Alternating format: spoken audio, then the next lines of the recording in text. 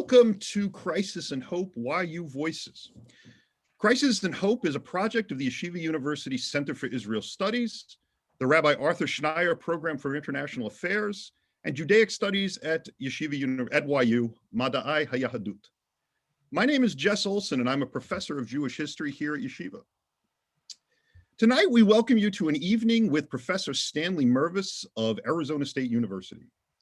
Stanley Mervis is an assistant professor of history and the Harold and Jean Grossman Chair of Jewish Studies at Arizona State University. He specializes in the cultural and social history of the Jewish people. His research on 18th century Jamaica explores the evolution of Jewish ethnic identity within the hybrid world of Atlantic diasporas.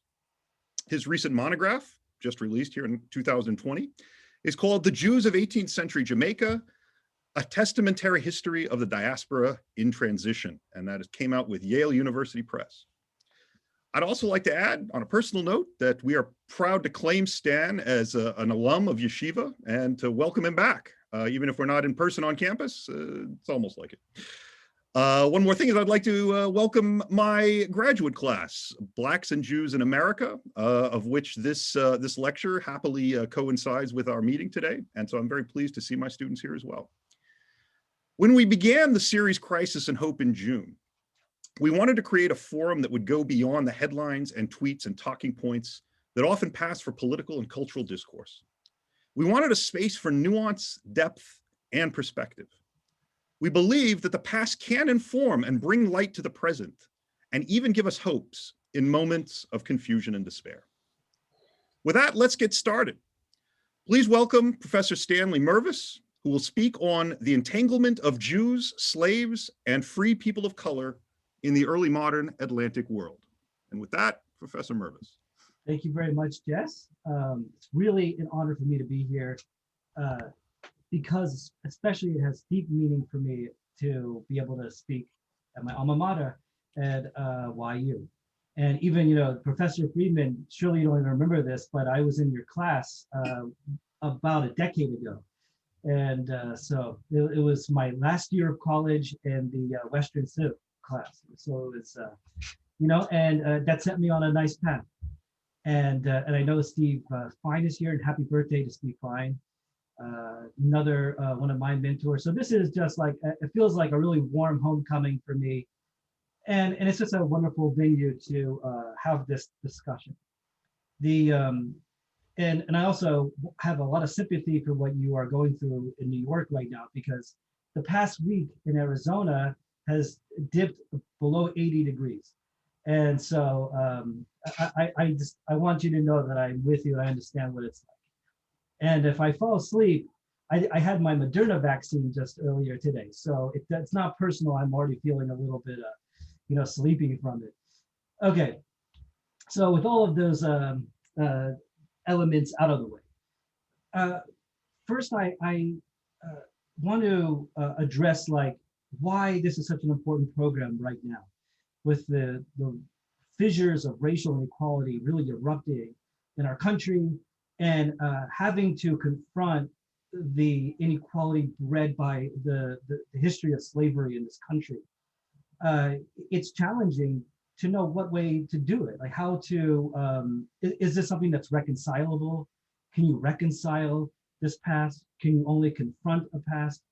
And I mean, I don't think this is something that is reconcilable, but I think that it's important as Jews, and it's important in the context of Yeshiva University to look at ourselves, look inward, look at Jewish history, and to confront the very often uncomfortable realities of slave ownership, but also some of the ways that there were intersections in the experiences between Jews and free people of color.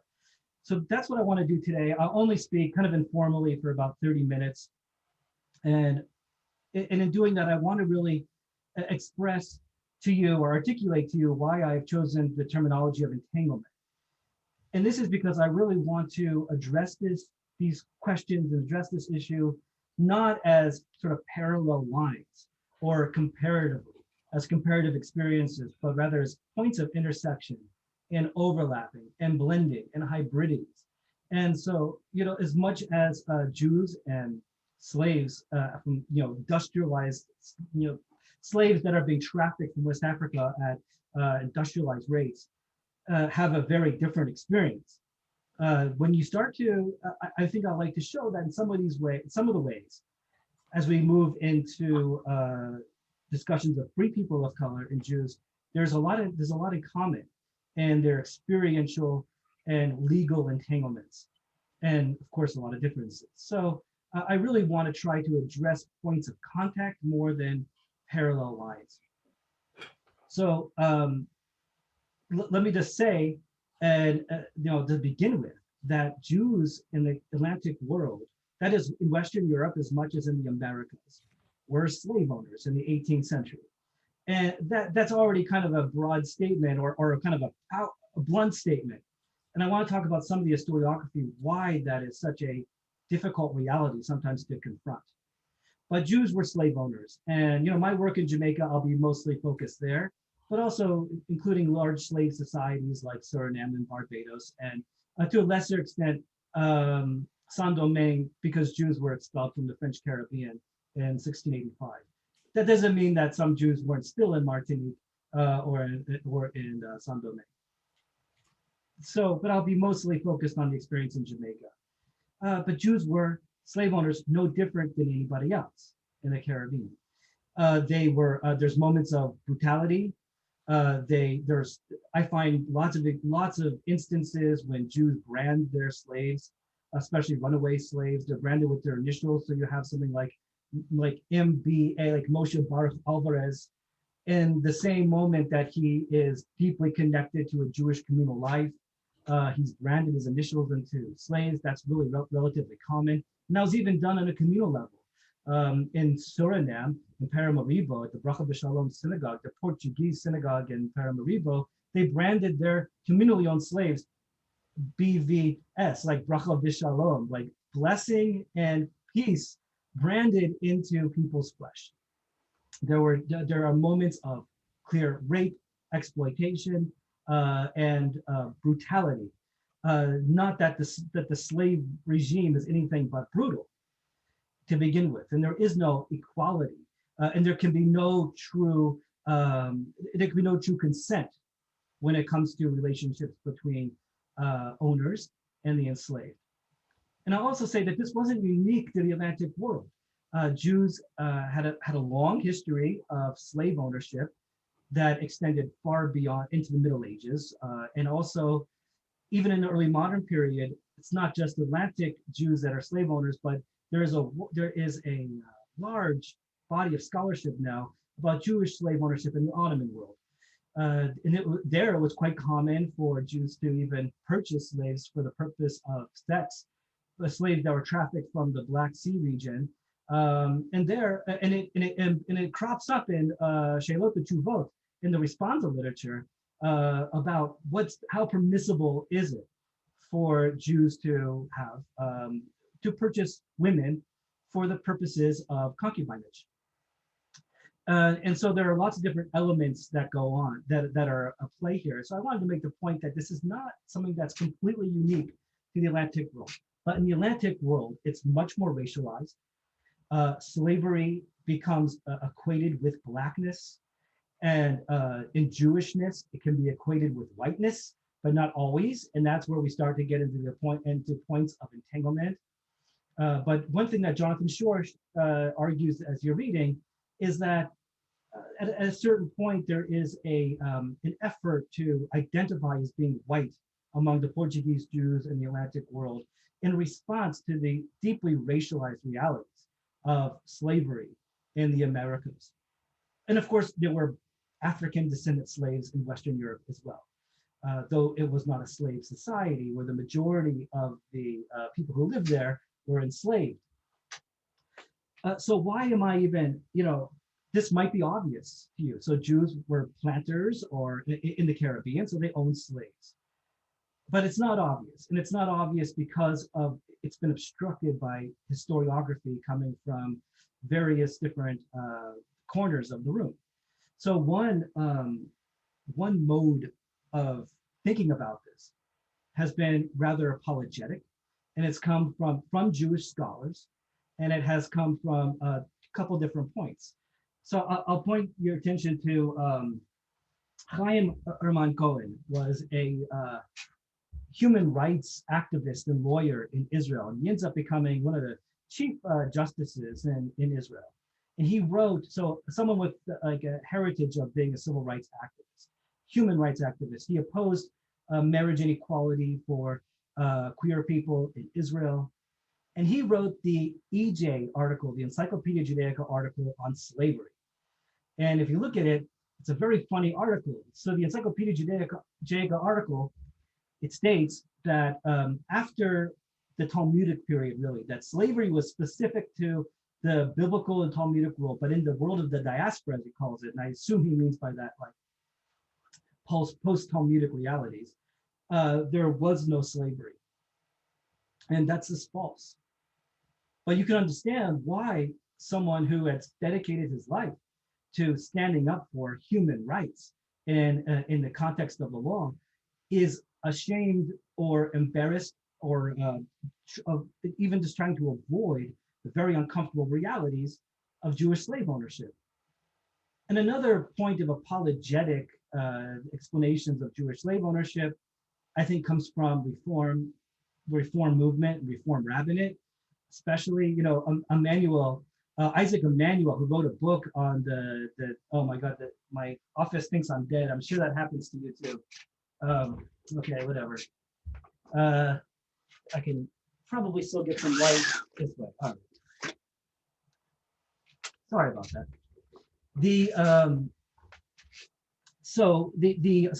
Isaac Cohen wrote this 2-volume, Isaac Emanuel, who wrote this 2-volume series, The Jews of the Netherlands Antilles, which is really still a kind of encyclopedic work on the Jews of Curacao. And it's a go-to place for anyone who just wants kind of the kind of encyclopedic chronicle that one needs when they're writing such a history. And also volume 2 has got primary sources. It's a collection of the communal minutes and other things. So it's very useful. It's a very useful volume. But in that volume, he has this very odd statement that Jews treated their slaves nicer. He says that they employed their slaves, number one, which is obviously an insensitive statement, and that they manumitted them with more frequency because it was part of the Jewish humanitarian tradition. The Reform movement is one that connects Judaism to some kind of humanitarianism or to a social gospel, which is anachronistic and it's not rooted in the realities of rabbinic Judaism, in which slave ownership was part of the legal tradition. And I'll mention some of that in this 1 second and how that changes in reaction to industrialized slavery in the Atlantic world. But it was offensive clearly to him the dissonance was too much to say that how could a Jew sit at a Passover Seder and say we were once slaves to Pharaoh in Egypt while being served by African slaves or Creole slaves of African descent, but that happened. And that dissonance was more than a lot of Reform rabbis could accept because of the belief that Judaism was a humanitarianism. Now, it's not just Reform. There is similar apologetics that come from Orthodoxy. And so if you go to I'm not trying to insult anybody or call anybody out here. I just want to lay out some of the historiography or just the way this is understood, why it's such a controversial topic. But if you go to the Chabad website, I know this isn't the ultimate model of Orthodoxy. If you go to the Chabad website and you look up slavery, there was someone asked the question. The question was posed like why does the Bible talk so much about slavery? I'm uncomfortable with that. And in response to that, the respondent, the Chabad representative, said that again used the term servants, that Jews had servants and they treated them better than kings, which was an echoing of a kind of Talmudic phrase. Okay, now none of this is true. Jews had slaves. They abused their slave like everybody else abused their slaves. And also Jews were 12 times, I counted, I crunched the numbers through wills and found that in Jamaica, Jews were 12 times more, slaves were 12 times more likely to be bequeathed in a will than to be manumitted by a Jew. So the idea that Jews manumitted their slaves more frequently, that's like an absurdity. And in a place like in Jamaica is not even the largest Jewish slave regime. Yoden Savannah, deep in the forests of Suriname, up the Surinamese River, there was literally a autonomous Jewish village in which Jews enslaved thousands of people of African descent. And not only that, industrialized slavery had an impact on Judaism itself. In 1649, the Ma'amad of Brazil, of Recife in Brazil, the Ma'amad of that is the communal board of the first Jewish community in the Americas, and Pernambuco, were the first also to put in place a takana, to put in place a ordinance to forbid the practice of circumcising slaves upon their purchase, which is clearly an affront to biblical precedent from Genesis, where Abraham is told to circumcise his slaves, and also the Maimonidean tradition, as well as the Talmudic tradition, which clearly would require you to circumcise your slaves upon their purchase. Problem was that didn't work in the industrialized slave economy. The Talmud also, in Masechet Gittin, prohibits you from selling Jews. So if you were to circumcise them upon purchase, you couldn't then resell them. The problem in the Dutch world was the West India Company had a monopoly over the slave trade. And so Jews would only purchase them to resell them after the monopoly expired. So you couldn't then buy a whole bunch of slaves in order to resell them and circumcise them, and then you can't resell them. So it is that was the realities that were incongruous with the incompatible with the biblical requirements. And so already there's this manifestation in law, in the way it evolves in the Atlantic world in relationship to slavery. There is now this is partially a fiction too, because most, if not many, if not most, slaves that were trafficked in the 17th century from Africa into the Americas were already circumcised. And this is because Islam, as you know, was very widespread throughout West Africa already from the 14th century. And not only that, the Wolof traditions have practiced circumcision completely independent of any Abrahamic tradition. So it was a little bit of a fiction, although there were some responses to that. There is a book of there's a halachic manual that written in Hebrew by David Pardo, who is the son of Josiah Pardo, who was one of the first rabbis in the Caribbean. And he recommended doing a hatafat dam on circumcised slaves, so drawing blood from the site of the circumcision.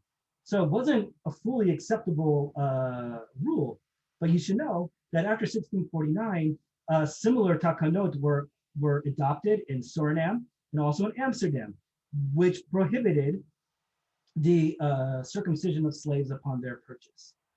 So clearly, the industrial realities of racialized and industrialized slavery had impacted Jewish law and Judaism itself. And also, like the Talmud contains brachot for blessings for purchasing slaves, and those and different iterations of those blessings appear in Brit Yitzchak and in other rabbinic sources from the 17th century and in the rabbinic, from rabbinic places. So there continue to be blessings to be uttered when you purchase slaves. So to say that Jews weren't slave owners or that they were more humane slave owners is an apologetic position. Now the other side of this is vilifying Jews for slave ownership. And this is not something that begins with Louis Farrakhan. And Louis Farrakhan certainly popularized this position. And it was in his the secret history of the slave trade, it's called, and it came out in the 1990s, where he basically made the argument with no sources or any kind of without any kind of evidence that Jews were the prime factor, the prime engine behind the slave trade. That gave rise to several different books that were meant to be corrective of this.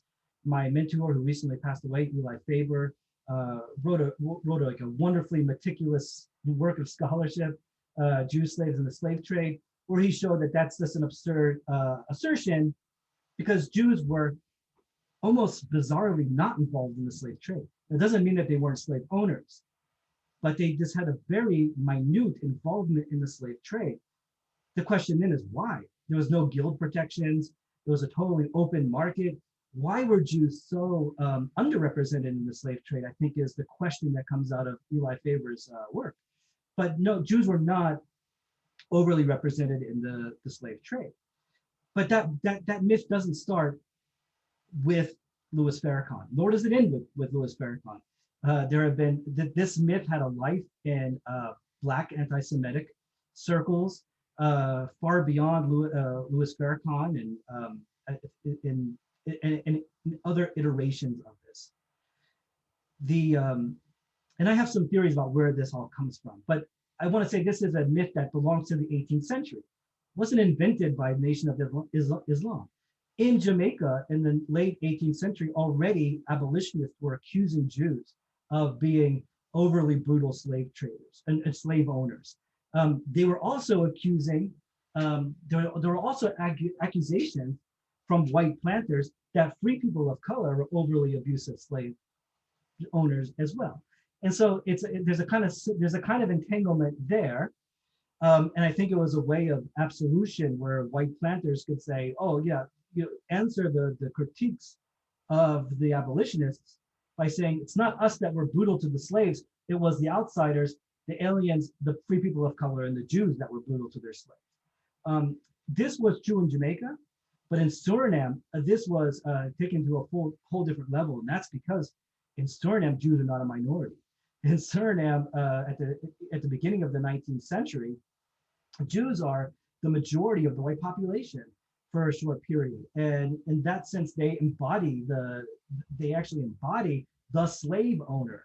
They are symbolic of slave ownership, and so there are some very vitriolic anti-Jewish sentiments that come out of Suriname that try to portray Jews as being the most vicious. And this is also something found in like Gabriel Stedman's travelogue, where the one incident of abuse that he describes in the 18th century as a British traveler in Suriname is a Jewish woman who, who motivated by jealousy for the sexual relationship that an enslaved woman had with her husband, brutally murders her in the most painful and vicious way possible. He sees this and he portrays it. So this kind of thing did happen. But there's also, you have to control for the other extreme here, in that Jews are the most brutal.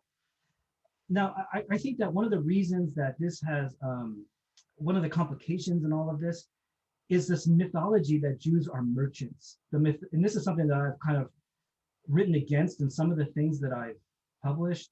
I'm very concerned, I would say, about the myth of Jewish merchants in the Caribbean. And I think that this comes from a lot of different places. It comes from early modern accusations that Jews have loyalty to profit, and therefore they don't participate in the growth of a colony because they're just remitting their profits off the island as merchants and traffickers, and therefore they don't own plantations. And so this is the kind of, to say that Jews aren't planters is already an anti-Semitic accusation. And then Jews have internalized that because they're uncomfortable about the realities of Jewish slave ownership. So to give you some examples, I've seen this in two different, one piece by the Jerusalem Post that came out recently, and one in the Smithsonian Magazine about Jewish pirates of the Caribbean, which is another kind of myth. And there, they in one of those articles, they say Jews were only merchants. Jews were solely merchants. So first of all, oftentimes merchants and planters are the same thing. And it's a false dichotomy to say, merchants, it's partially a dichotomy that was created in tensions that existed in the Jamaican Assembly. And that's why you have this dichotomy that that planters and merchants are somehow diametrically opposed. But Jews who were planters and had large enslaved African workforces also invested in urban spaces and would also be merchants, whatever that means. Also, the term merchant is very widely defined in the 18th century. So, so I think I advocate for sort of de-emphasizing the port Jew model, which, among other things, tends to emphasize the importance of Jews and Jewish involvement in trade and economic utility, and try to open the door to things like plantation Jews, and what it meant to be landed and creolized and localized and indigenized in a certain colony. And so I think the terminology helps to open that door. Now, a couple of minutes, I'll keep on blabbing at you, but I want to talk about Jews and free people of color. And this is because it's something that I'm writing right now, actually, and I'm I kind of passed over in my book, and I had an opportunity to kind of like delve deeper into it, and that is in terms of commonality. Jews have a lot more in common with free people of color in Jamaica than they do with white planters, or that free people of color have with Black free people or enslaved people. And this is partially because the assembly lumps them together. So literally in legislation, Jews and mulattoes are always bunched together. This is not just in Jamaica. This is true in legislation passed in New York and also in South Carolina. So it's common to kind of push aliens together, be it Indians, mulatto, and Jew. And they literally had almost the exact same disabilities. Jews so they were both Jews and people of color were expected to give service in defense of the island and through militia duty, compulsory militia duty, which in the late 18th century was segregated. So there were Jewish units and there were free people of color units and there were enslaved units, and it was completely segregated. So it was a kind of a point of difference too. But that's really the only entree into the public sphere in Jamaica was through militia service. And it was the only way to leverage of the amelioration of social privilege by pointing to your defense of the island. But so both Jews and free people of color were praised for their participation in the militia, but they were also accused of being a fifth column and being traitors and seditious, especially during the First Maroon War. Free people of color were believed to find some hope or shared cause in that of the Maroons, who were autonomous Black communities that continued to perpetuate sort of conflicts that were taking place in Ghana among different Akan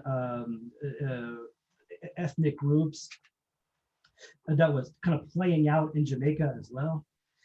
And Jews were also accused of selling gunpowder to the Maroons, and that's how they got it. So as much as they were both praised for fighting Maroons, they were both accused of being seditious. This takes on greater dimensions in the shadow of the Haitian Revolution, when Jews in Jamaica were always considered French. That's because Bayonne was the critical liminal space in which the rejudaization process happens. It's the crucible of rejudaization. So all of the one thing I argue in the book is that the strongest connection with Jamaica to the other parts of the Atlantic world are not to Amsterdam, not to London, but to Bayonne. And so they were considered to be seditious in the context of the 7 Years' War. And so were free people of color, believed to be like inspired by the hopes of potential revolution brought about in Jamaica during Tacky's War in 1760, in the same time as the 7 Years' War. And when the revolution occurred in Haiti, Francophone people of color migrated to Jamaica by the thousands. There they lived in the same neighborhoods as Jews in the western part of Kingston, the southwestern districts. So now French Creoles from from Haiti were living next door to French Jews. And so that's to say that from the white planter mentality, Jews and free people of color were just lumped together as this one seditious, homogenized group. And in certain moments, when free people of color advocate for better suffrage, the lobby is almost identical to the Jewish lobby to ameliorate or to remove the Jewish tax and to remove discriminatory Jewish taxation. So some of the same disabilities I could keep on going with this. There's a lot of layers of commonality between these two groups. I'll just say this, that in 1812, the Jews undermined the efforts of free people of color to earn suffrage, that is, to earn the right of enfranchisement. They were on the cusp of having a civil rights bill issued in 1813 that would have granted them unprecedented court rights, so the right to testify against whites in court. And Jews opposed it. Jews sent a petition to the assembly saying it's illogical and it's embarrassing that people that have dark complexions should be allowed to vote before people who have light complexions. And that the assembly was not convinced. In fact, the assembly had advocated, or rather they had articulated their mission as putting free people of color on the same standing as Jews, again, lumping them together in the discourse of of civil liberties. And so the Jews undermined this effort. And then in 1826, with a very aggressive lobby, the Jews earned the right to vote. But it was which angered the free people of color, who wrote a petition saying it's illogical that people who are not Christian should have the right to vote before Christians who are basically light skinned.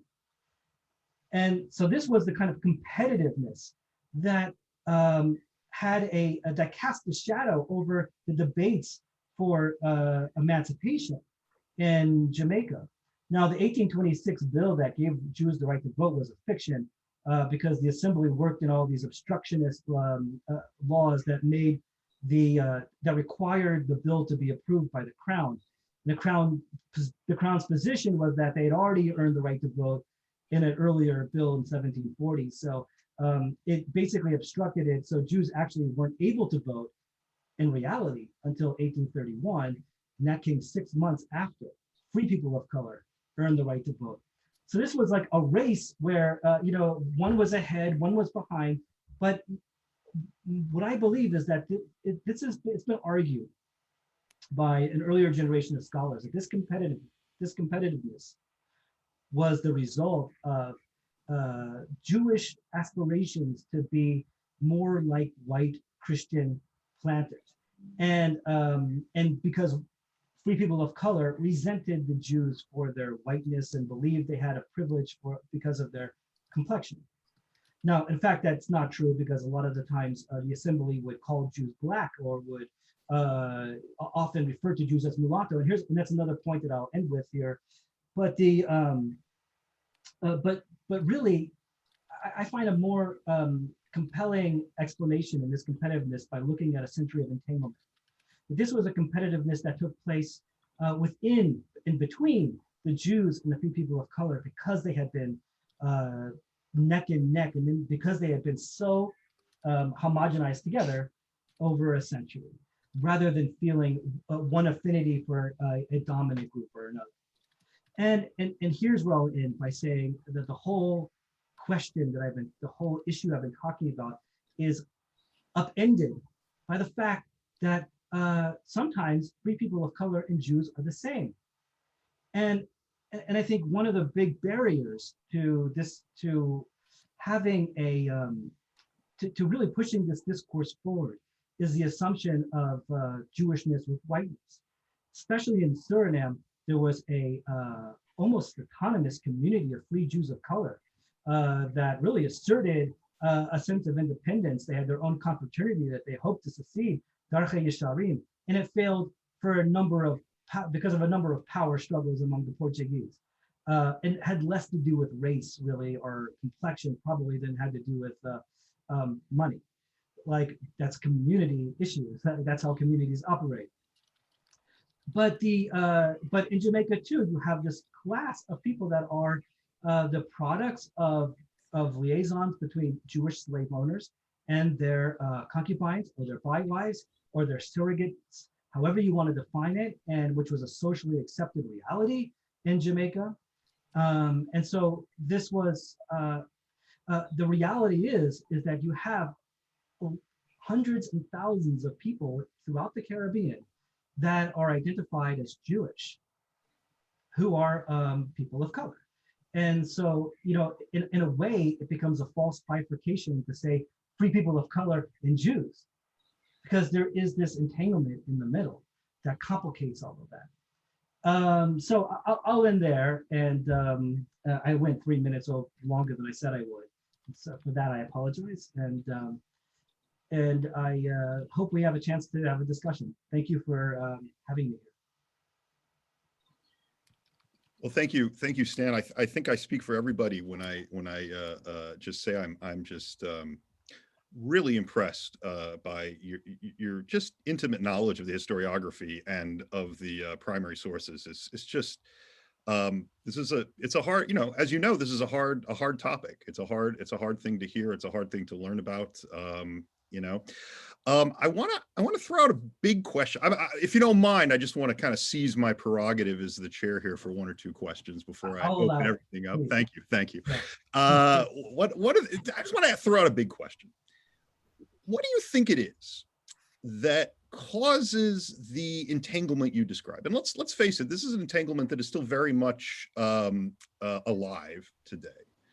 There are a number of voices talking about the failure of representation of Jews of color in our communities.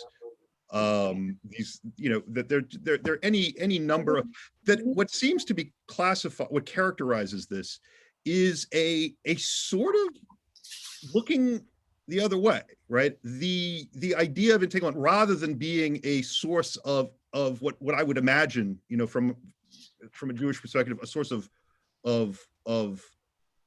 honor and beauty about Judaism, right? That it transcends, you know, these fictitious categories of race to, you know, a deeper meaning is not to say the least not embraced, right?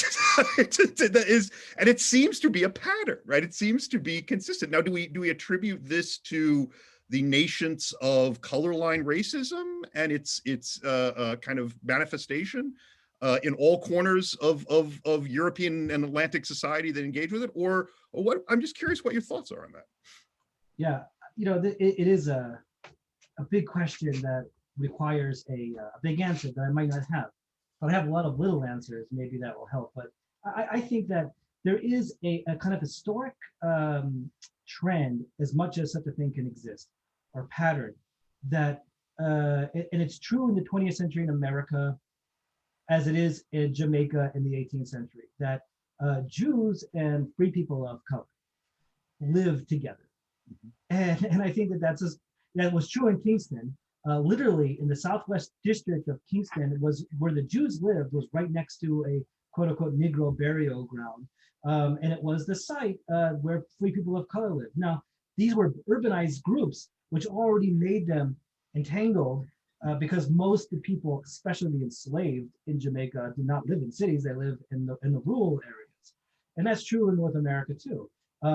So freedom meant whatever freedom means, you know, which is a debatable, something that's debated quite a lot. It was something that was connected to living in cities and a lot of the same trades that Jews were involved in. So, and this is true in the 20th century of America too, where Jews could live, or I'll put it this way, this is why I could say this, where Black people could live in cities in the United States called the Homer. All the more so, Jews could live. So places that were closed to Blacks were probably close to Jews. Not in every case, This was true of like the neighborhood I grew up in Columbus, Ohio, where it was all my neighbors were either Jewish or Black, and it was this, and it was right outside like where the original city was. And I know Jeffrey grew up there. This is part, he's really investigated this issue in terms of Harlem. Jews and Black people live together. And that's the source of a lot of, that's an entanglement. And that's the source of a lot of, let's say, with a shared destiny, right? The sense of solidarity comes with that, but also exploitation. So who was it? There's a famous Black poet, I'm sorry, the COVID vaccine is catching up with me now. There's a famous poem from a Harlem Renaissance about the Jewish pawnbroker. And the whole point of it is that Jews and Black people live together, but who is the landlord and who is the tenant? And I think another place you see that is in Black music in the early part of the 20th century. That is almost universally promoted by Jewish record producers. And if you think I'm overstating that, I defy you to look, and look at who was producing Black music. And all the way through the 1920s, Jordan, Timpani 5, and all these groups all the way through the emergence of hip hop. Jews and Blacks in America were entangled in that way. But as much as Black music benefited from Jewish patronage, Jews were also exploiting Black artists. And so this is the reality of entanglement. I'll give you one more example. Someone that I'm really interested in right now, Isaac Mendes Belisarius was a Jew who born in Kingston, but then went to London and learned art. He was a lithographer. He came to Jamaica and he made these lithographs of free people of color having this kind of Creole celebration in the streets in Kingston.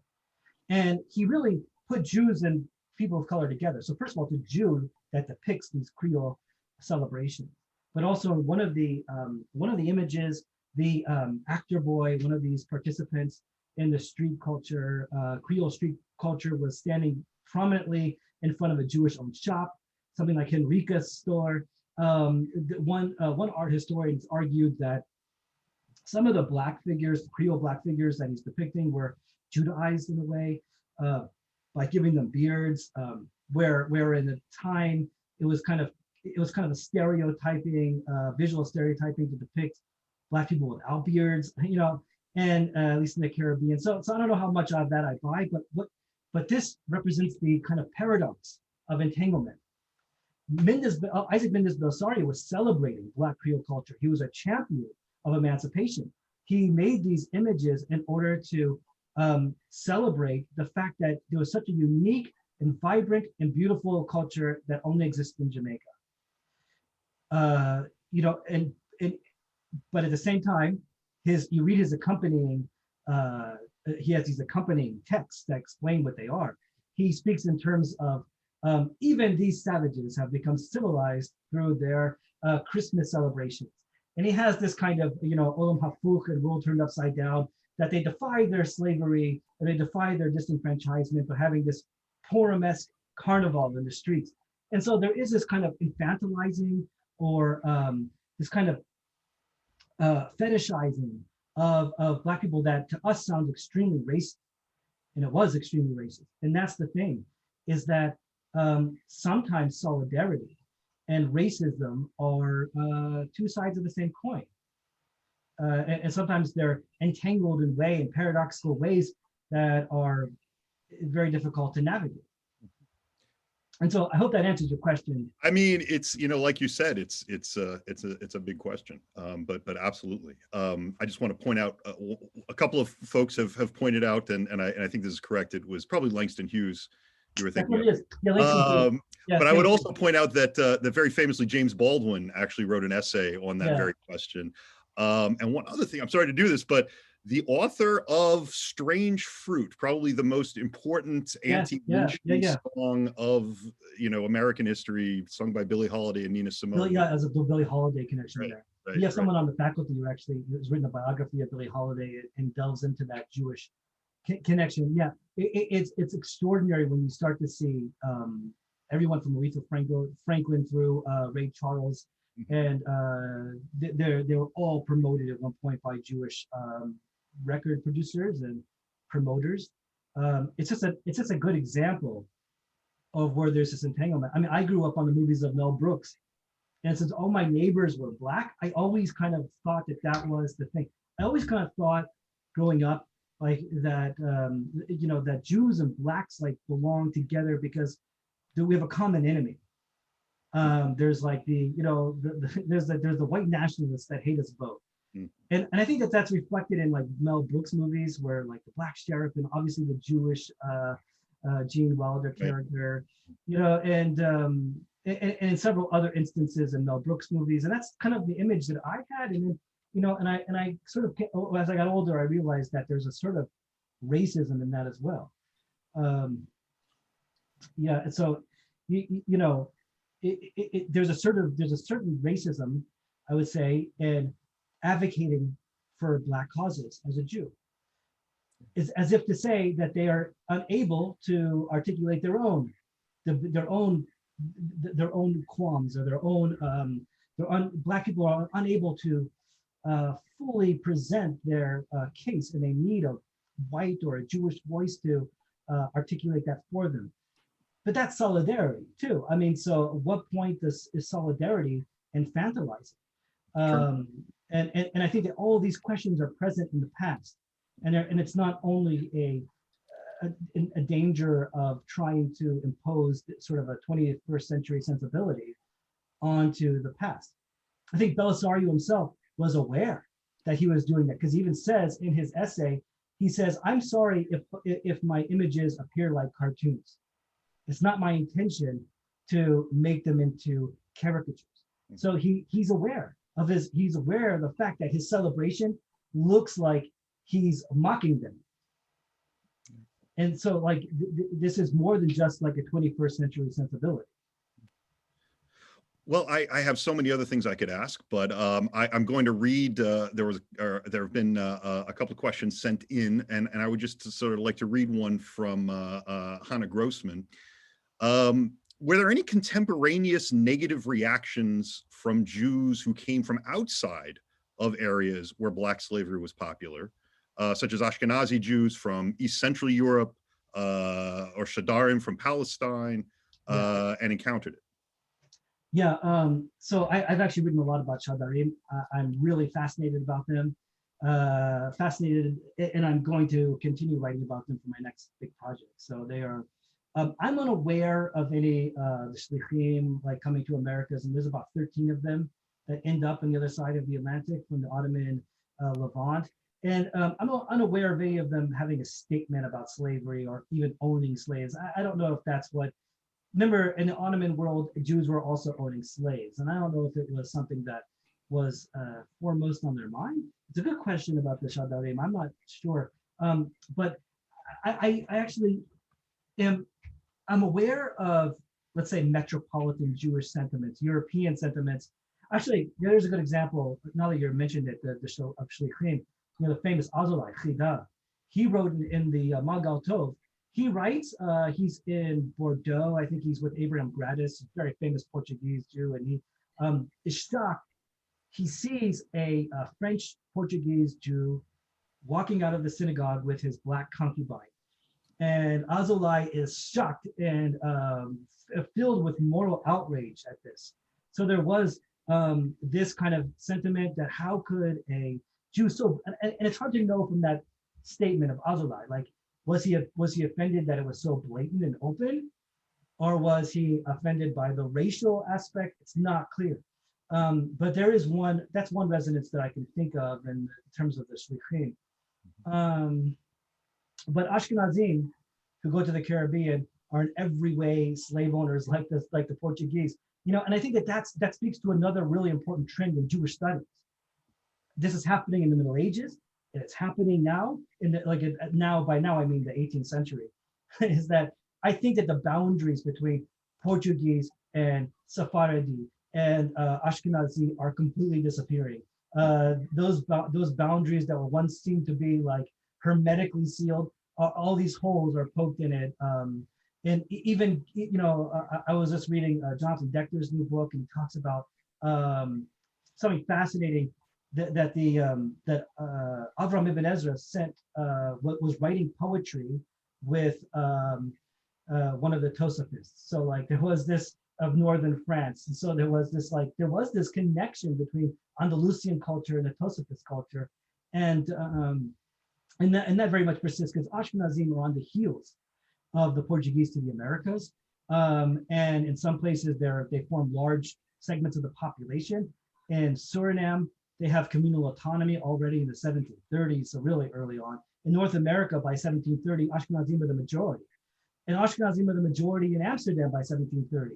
So the Portuguese are fighting tooth and nail to like enforce their Portugueseness because they know where the tide is going. Like it's there are 30,000 Ashkenazi refugees from Poland and Ukraine in the 17th century. I mean, it's it's got to be one of the largest upheavals of people in the 17th century. So, but I do have numerous examples of Ashkenazi slave owners who there's no difference between them and Portuguese. Yeah. There's a question that's just coming kind of along those lines, so I'm gonna kind of jump to it because it's really kind of in a similar vein. Tanya Tolchin is asking, in the U.S. experience, did Jews exploit blacks qua Jews or as whites?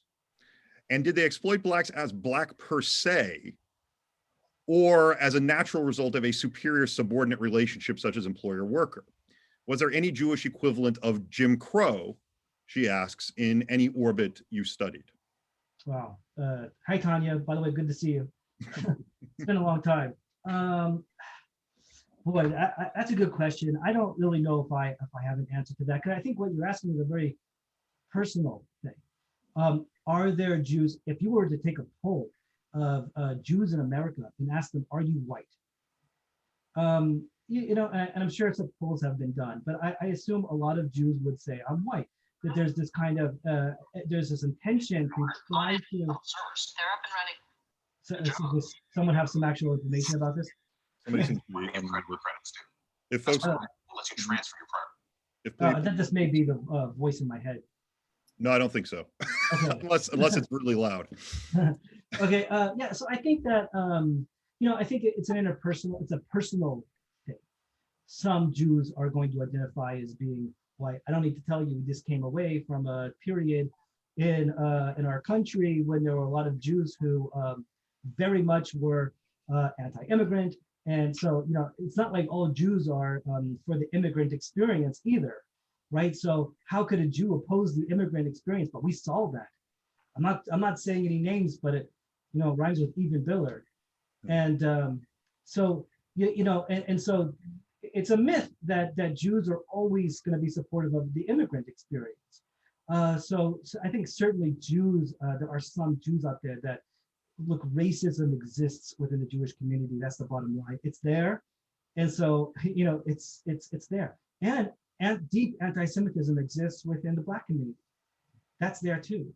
And so that's, but there is this space in between where I tend to think more paradoxically, where I guess exploitation and solidarity or partnership it coexists in the same action, and that's kind of where I live more. I think in that the fact that humanities is full of these kind of paradoxes. Mm-hmm.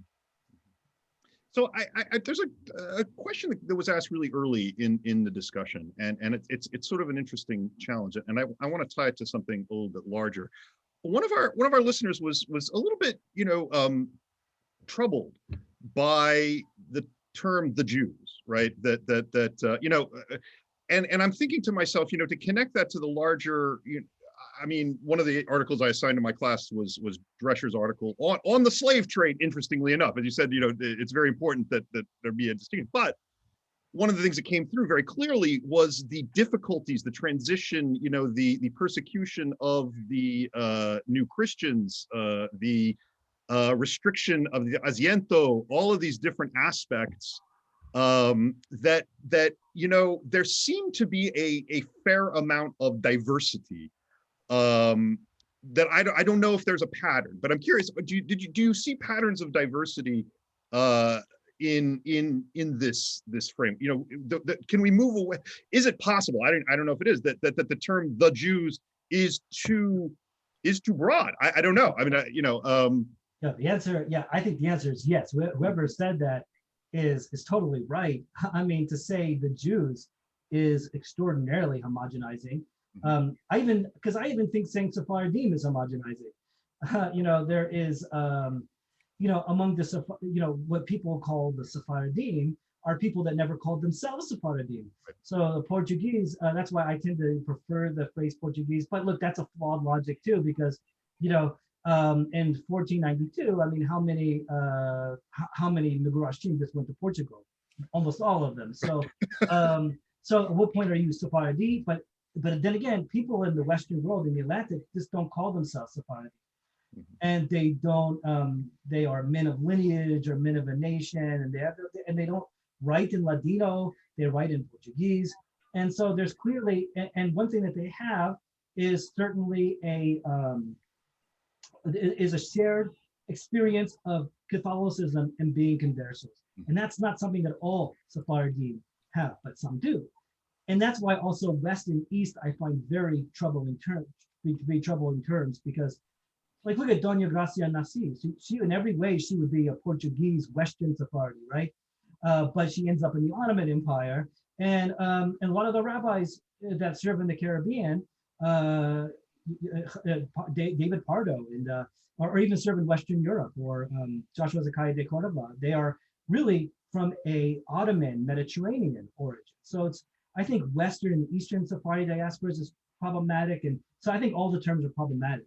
Yeah. That's to agree with you that yeah, to say the Jews is extremely homogenizing. Also, like to say Ashkenazim, I just did it, but to say Ashkenazim is homogenizing.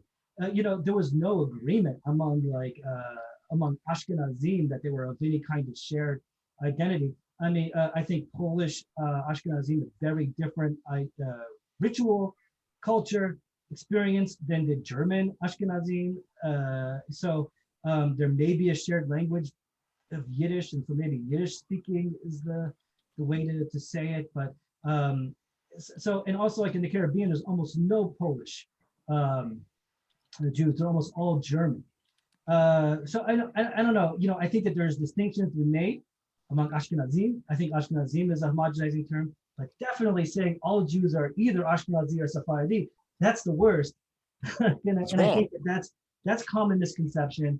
And I think that was something that was created by the Sephardim, because they had such a deep sense of cultural supremacy that the reason you call every Jew that's not an Ashkenazi a Sephardi is they wanted it that way, and they imposed this kind of cultural dominance over Ramaniyot or over Maghrebi Jews or over Mustarabi Jews or whatever. So, and also something to keep in mind that the Caribbean, the demographics change a lot too. By the middle of the 19th century, a lot of the Jews living in the Caribbean were Ottoman migrants from the crumbling Ottoman Empire that came along with also Christian Maronites and others that were fleeing the Ottoman Empire, and they populated Argentina and the Caribbean. So there was so Ottoman Jews, Haddad and Matalan. Those are some of the most prominent names in the Caribbean today.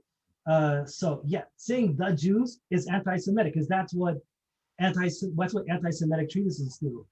They say the Jews are out for profit.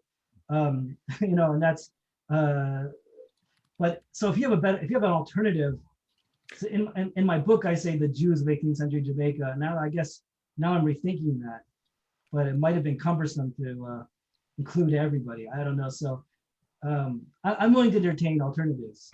Language is always a problem. So listen, I want to ask Stan if we could indulge you for just a couple of more minutes. I don't know if you're in a rush to get off. But no, you guys are later than I am. Oh, terrific. Yeah. So I just wanted to actually take this moment. Now we're past the 8 o'clock hour. I just wanted to ask if folks want to sort of put out their own questions. Feel free to kind of unmute yourself and ask away. I had trouble something you said about at the end when you equated let's say, for instance, I wouldn't consider Jack Greenberg of the NAACP a racist. I think you painted there with a bit of a broad brush. Could you elaborate on that? I mean, just because, there were many Jewish advocates. And I also studied with Steve Winter. He does a lot of death penalty legislation. I studied with him in law school. He's a big person in that area. Many Blacks are on death row. He's defended them, and he actually prefaced the class by saying he studied at Yeshiva College. He was no longer observant. Yeah, but he said in the Talmud, he said, one who saves a life saves a world. And that was his reaction. It just happened to be statistically that a lot of his clients were Black. So I had a little trouble with that comment, and I am a lawyer. I'm glad that you're here because you keep us honest. You cannot get anything past Tanya. That's one thing. That's a compliment. But yeah, so if I had any way implied that all Blacks are anti-Semitic, no, of course not. No, that was not my intention. No, of course, no. The defense piece I wanted just you to elaborate on that. Well, I mean, I don't know if I spoke about legal defense. Did I? No, you just said. I said at the end, but it's okay. It's maybe the Moderna. So. Oh yeah. We'll leave you alone. We'll leave you alone. It was a very good presentation. No, it's wonderful. No, but I did find something though. Look, Marcus Garvey. I actually just wrote a piece about Marcus Garvey and the Jews in America. I had a little foray into the 20th century because I found some material that was new. So I looked at it, and there I was really trying to understand like what are the catalysts for inclusion, or what are the criteria for communal inclusion? How did the Jamaican community weigh race and class and all of these things? And I found that there was a kind of Jewish Garveyism in the sense that there was this sense of Jewish supremacy that was being asserted. And very similar to the way Garvey would talk about a sort of Black supremacy. And in that regard, Garvey respected the Jews, right? Garvey looked to Zionism as a kind of model. But Garvey had a Jewish lawyer, Louis Ashenheim, who's one of the most important political figures in Jamaica in the 20th century. And so that's just to say that these are, because people were going to point to Garvey as being anti-Semitic, because Garvey said deeply anti-Semitic things. But on the other hand, he also respected and wanted to emulate the Jews. And the Jews hated Marcus Garvey because he had an agreement with the Ku Klux Klan or something like crazy like that. But he also had a Jewish lawyer who he wouldn't do anything without, and he respected the Jews. So I mean, it's like, that's what I mean. Like there aren't. I got you. To say like racist or I don't know if these are opposites. You know what I mean? I think everything kind of exists in these gray areas. Okay. Other questions? Yeah, Lara, please. Hi. First of all, thank you for the very helpful and informative discussion. I have a question and I have a comment. My question is about the Jamaican Revolution.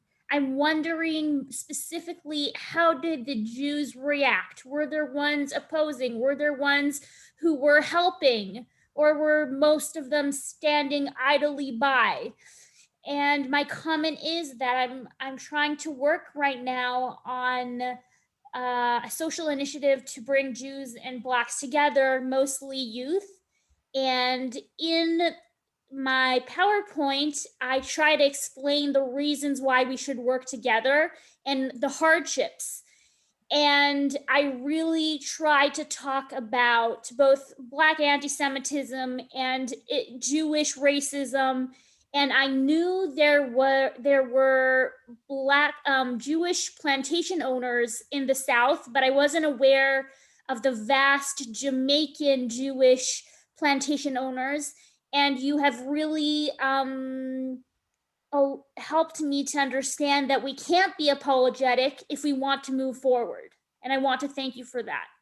Well, yeah, I thank you for those comments. I appreciate that. I need a lot of validation, so that was really that was really helpful for me.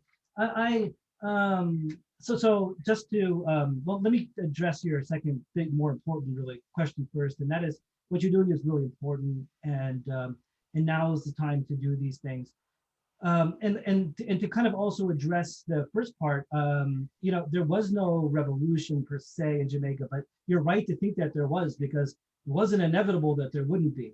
In fact, it looked at many points in the 18th century that Jamaica would have a revolution, an erupted revolution, either the kind that you saw in Haiti, where people of color threw off French colonialism, or the kind that happened in North America, where the white Creoles threw off the British rule.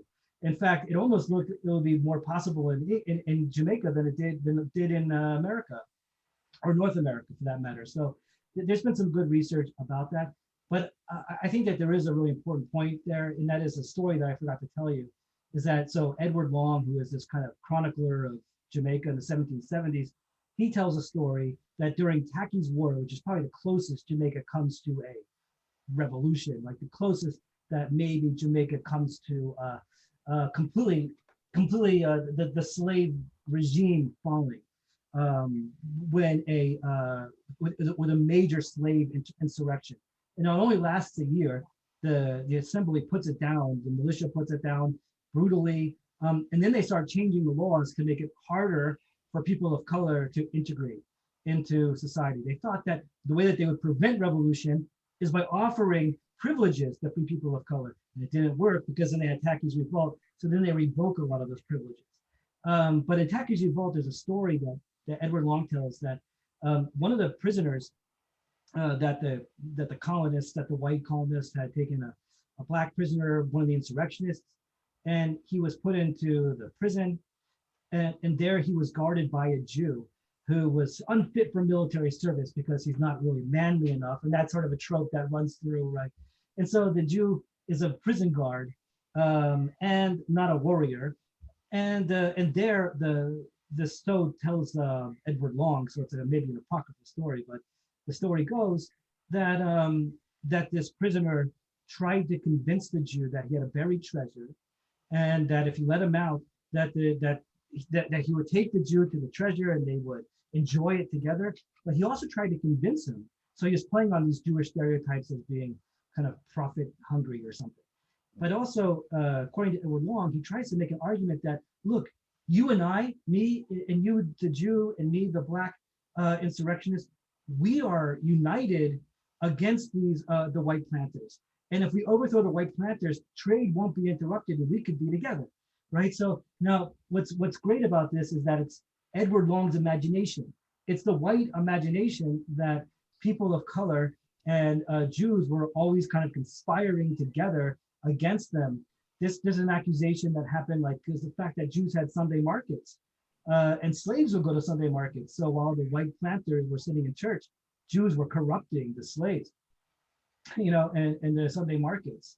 So I hope that that addresses the question about revolution. I'll say in the American Revolution, there were a lot of Jewish loyalists that go to Jamaica. Famously, Judah Toro, who is the guy that the most iconic patriotic symbol in America, the Toro Synagogue, is named after him. He was a loyalist that escaped to New York under occupation and then went to Jamaica. And so obviously Jamaican Jews stayed loyal, you know, to the crown. But I think that Jews in general go with whatever side they think is going to suit them. It's interesting. Not that Jews don't have loyalty, but sorry, in terms of revolutions, yeah. And Jews didn't have really much of a participation in the Haitian Revolution because Jews have been expelled from the French Caribbean. But there's been, John Garrigus and others have showed that there was a Jewish presence still in Saint-Domingue at the time of the revolution. And in fact, this is crazy. A French Jew, his name is Yaakov Yeshurun Sportis. He goes to Jamaica to try to foment an insurrection among the Maroons during the Haitian Revolution. And so he's trying, so all of the fears in the Jamaican ruling class that Jews were the seditious fifth column were right. This French Jew shows up and tries to reach the Maroon communities to convince them to revolt. And the Jamaican officials discover his plot, and they hang him in Kingston. So fascinating, and the parallels are so remarkable. I mean, I don't know if I need to say that, the trope of Jews as sort of conspiratorially using people of color to forward their own nefarious aims is very much alive as a trope. As is the history of a certain reality, right? I was reminded when you just mentioned the fellow Sesportis, John Brown, right? In the Bleeding Kansas affair, two of his closest co-conspirators were German Jews, were actually 48ers, veterans of the 48 revolution in Germany. So it's very fascinating. I wanted to we were just about out of time, but I wanted to see if there was any more questions before we end for the evening.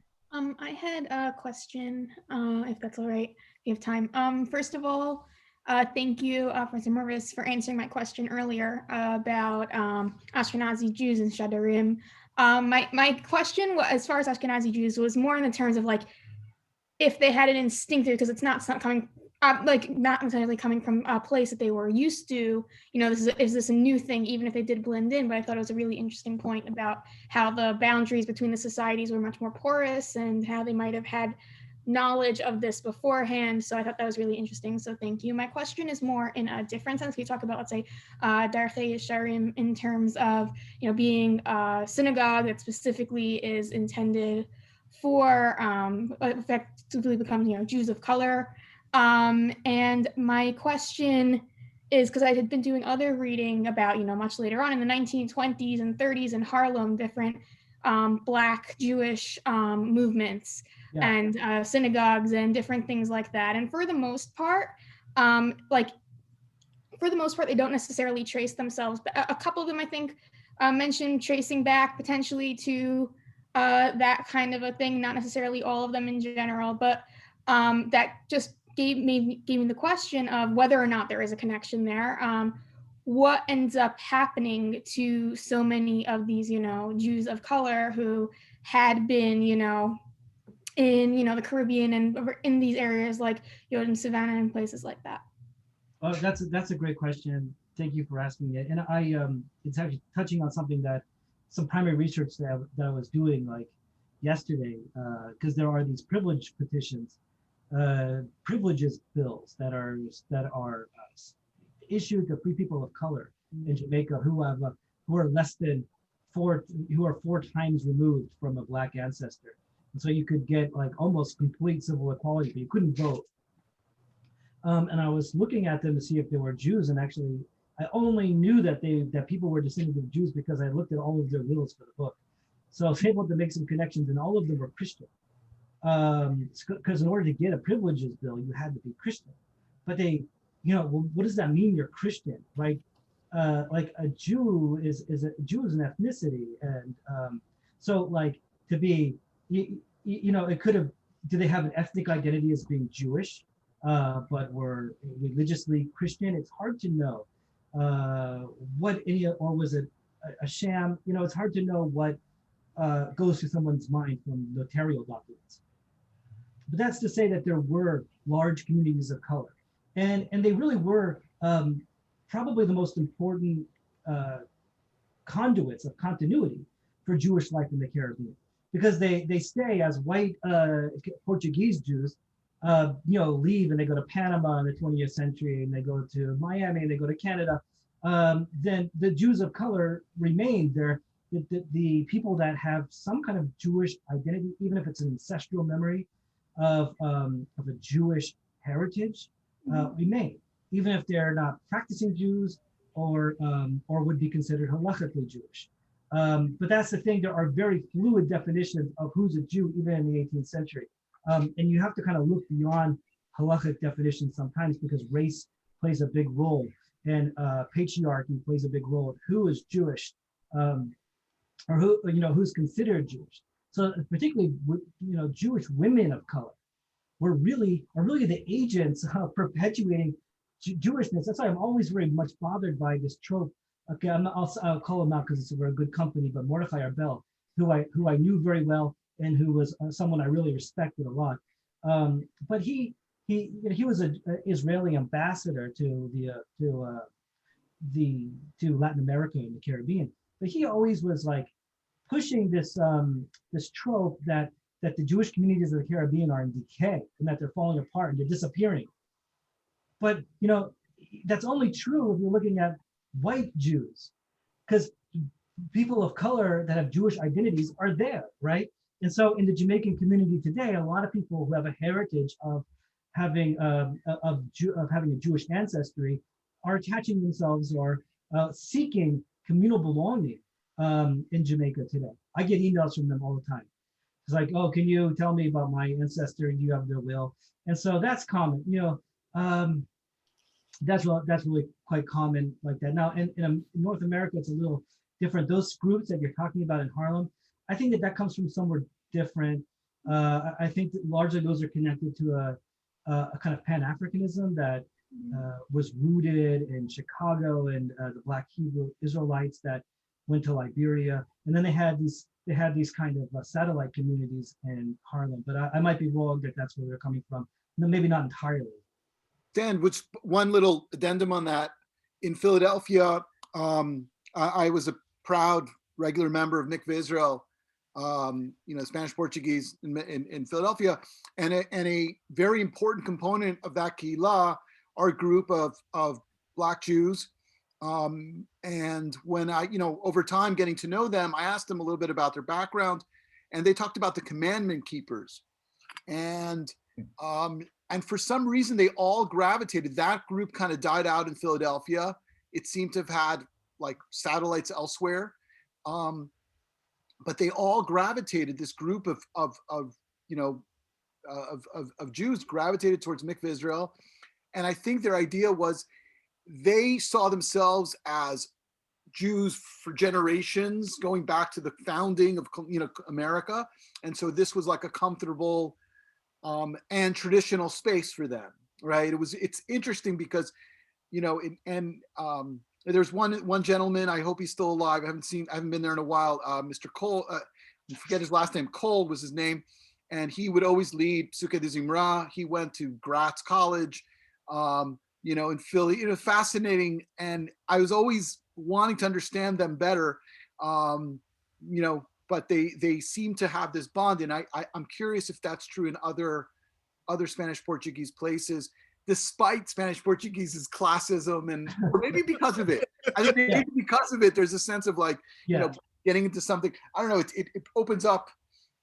There's no doubt, Ronnie, that Portuguese Jews have a very special. Hey, David, how are you doing? Good to see you.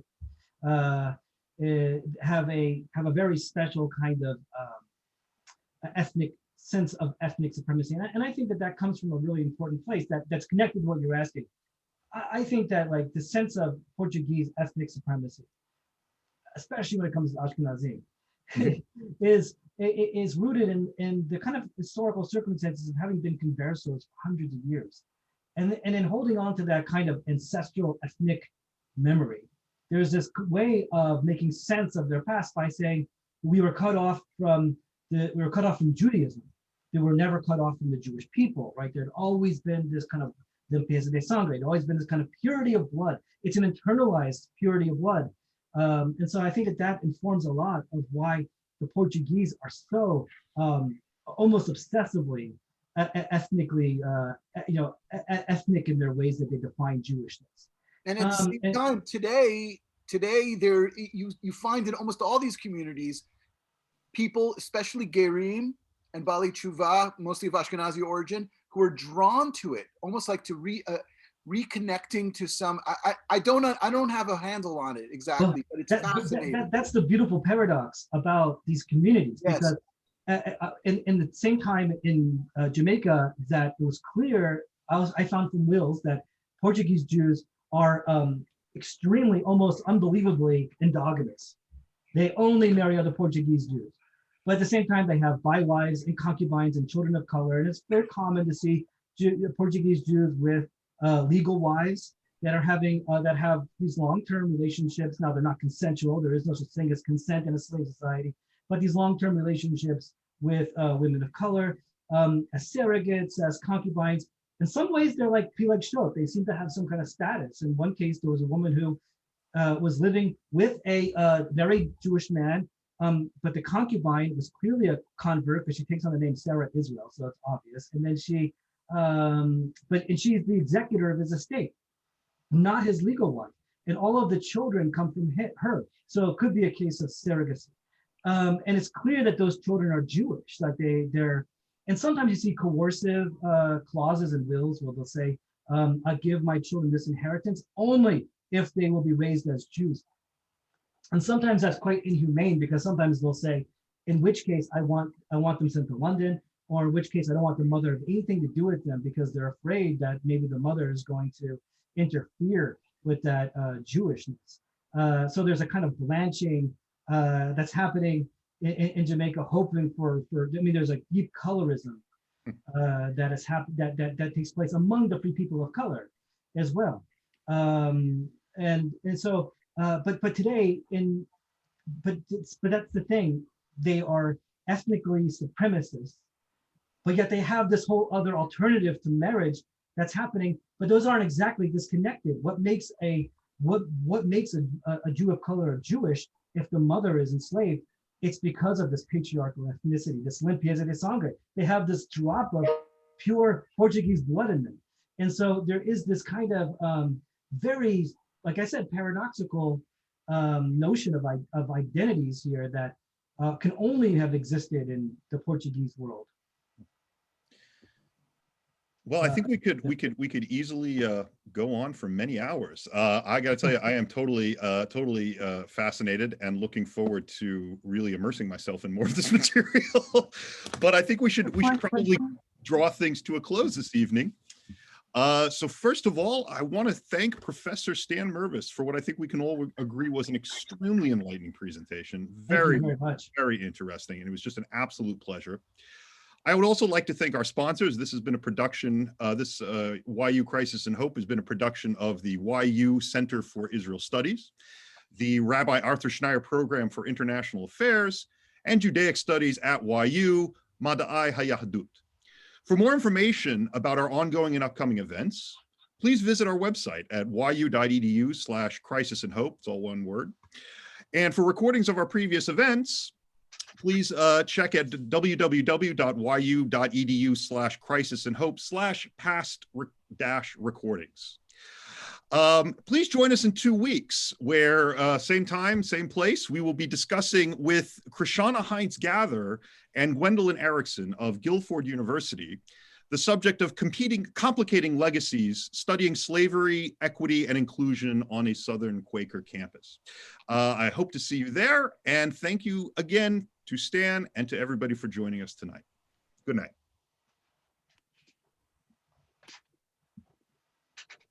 Thank you. Thank you. Thank you. I'm just trying to stop.